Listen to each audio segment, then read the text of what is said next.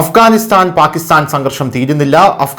പാകിസ്ഥാൻ വെടിവയ്പിൽ വീണ്ടും മരണമുണ്ടായിരിക്കുന്നു എന്നുള്ള റിപ്പോർട്ട് ഇപ്പോൾ പുറത്തു വന്നിരിക്കുകയാണ്. വെള്ളിയാഴ്ച രാത്രി മുഴുവൻ പാകിസ്ഥാനും അഫ്ഗാനിസ്ഥാനും തമ്മിൽ തുടർച്ചയായ വെടിവയ്പ് നടന്നു എന്നുള്ള റിപ്പോർട്ടുകളാണ് ലഭിക്കുന്നത്. ഇരുവശത്തു നിന്നും ഷെല്ലാക്രമണവും ഉണ്ടായി.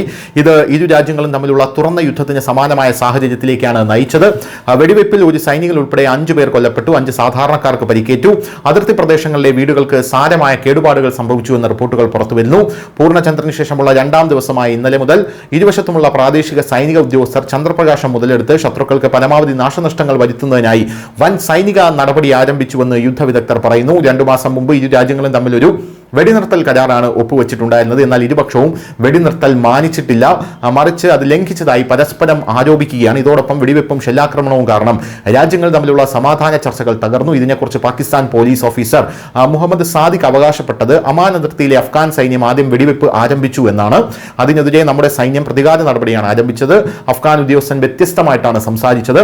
പാകിസ്ഥാനിൽ ആദ്യം ഹാൻഡ് ഗ്രനേഡുകൾ എറിഞ്ഞതായി താലിബാൻ സർക്കാർ വക്താവ് സബിയുള്ള മുജാഹിദ് പറഞ്ഞു. ഇതോടൊപ്പം അവർ വെടിവയ്പും ആരംഭിച്ചു. അതിനാൽ അഫ്ഗാൻ സേനയ്ക്ക് തിരിച്ചടിക്കുകയല്ലാതെ മറ്റു മാർഗമില്ലായിരുന്നു. ഇതോടൊപ്പം എന്നിരുന്നാലും ഞങ്ങൾ വെടിനിർത്താൻ തയ്യാറാണ് എന്ന് അഫ്ഗാനിസ്ഥാൻ ഇപ്പോഴും തുടർച്ചയായി ആവർത്തിച്ചുകൊണ്ടേയിരിക്കുകയാണ്. നമുക്കറിയാം, അഫ്ഗാനിസ്ഥാനും പാകിസ്ഥാനും തമ്മിലുള്ള സംഘർഷം ഓരോ ദിവസം കഴിയും തോറും രൂക്ഷമായി കൊണ്ടിരിക്കുന്ന സാഹചര്യമാണ് നിലവിലുള്ളത്.